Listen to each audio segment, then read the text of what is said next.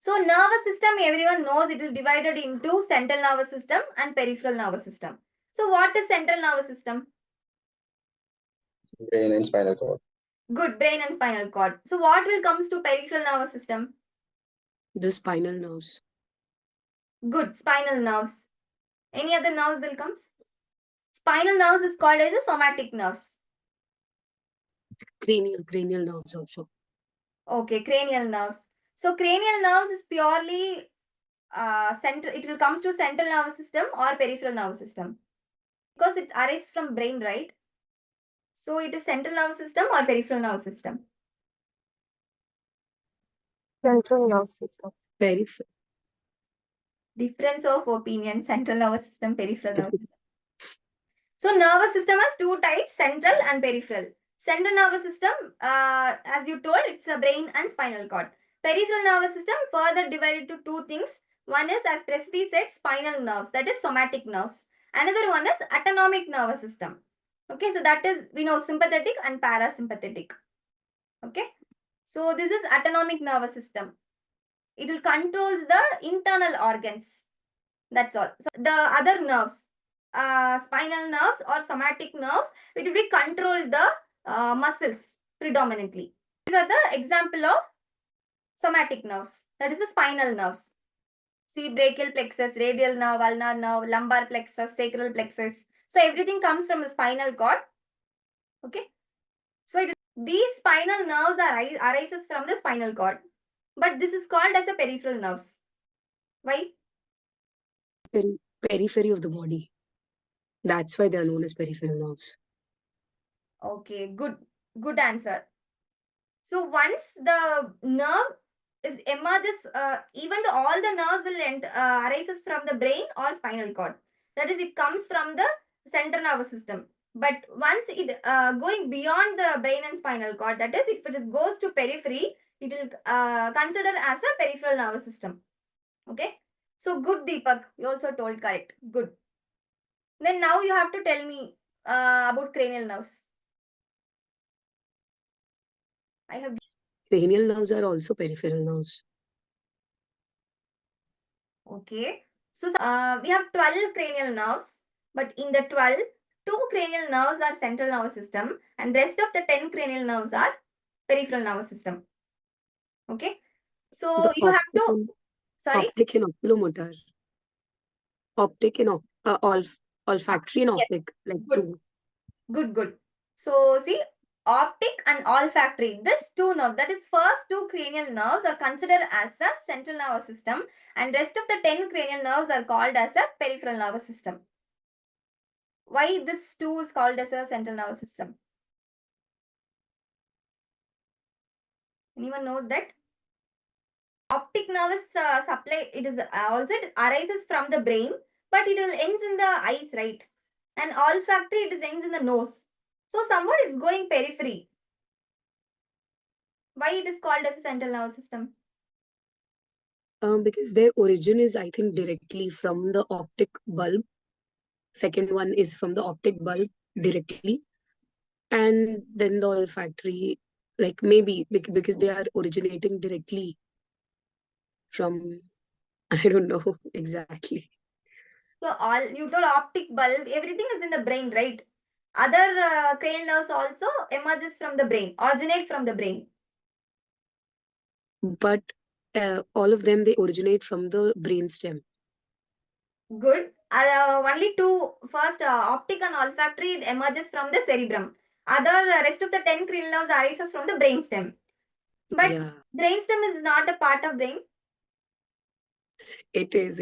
Yeah, it is, right. Brainstem is also a part of brain.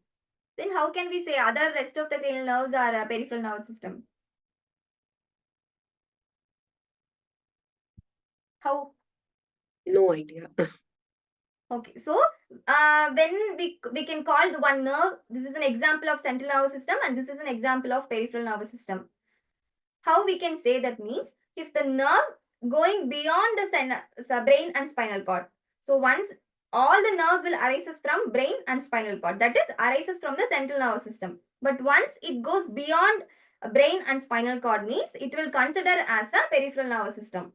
So all the brachial plexus, lumbar plexus, or sciatic nerve, everything will be goes beyond the spinal cord. So it is called as the peripheral nervous system.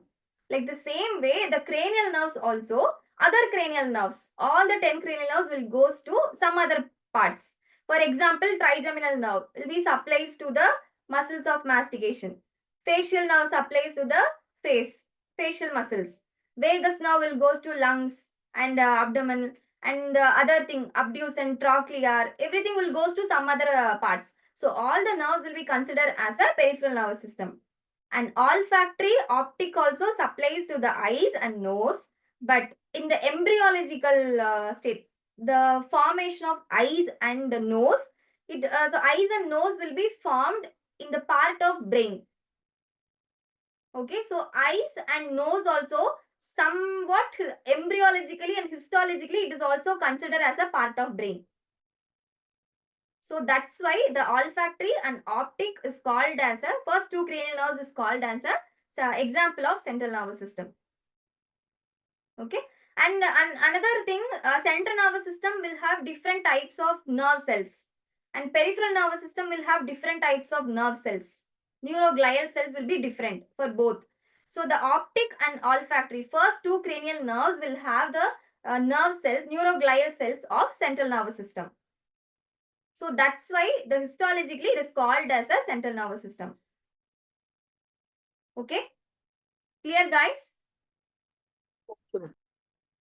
Okay, so one thing I have to ask, see, example of peripheral nerves means we'll say specifically one or two nerves, right? We can say that this nerve is an example of peripheral nerve.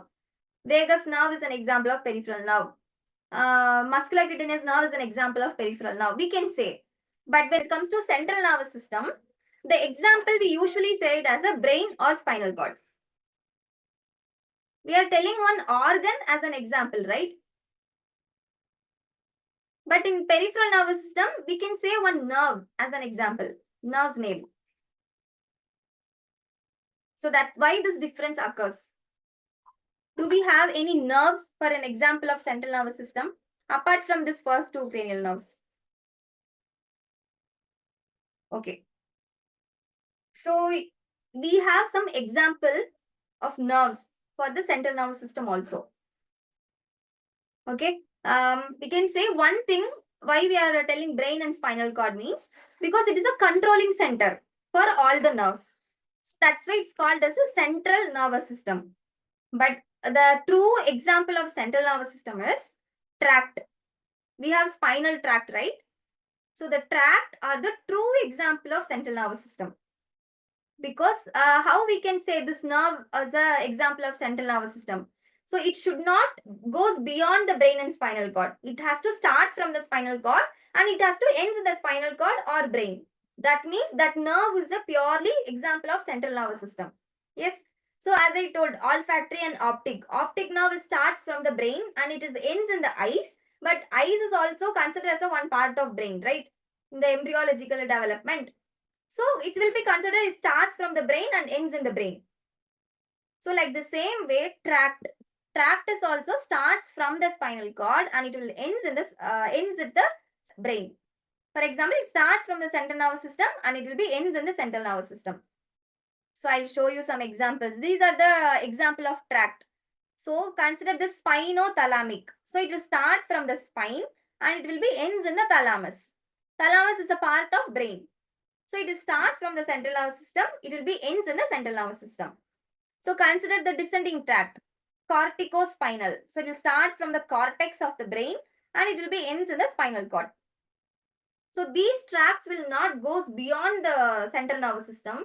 So these are the true example of central nervous system. Clear, guys? Yeah, ma'am. Okay. Super. Further class of nervous system we'll discuss later. Okay? Friday we'll discuss.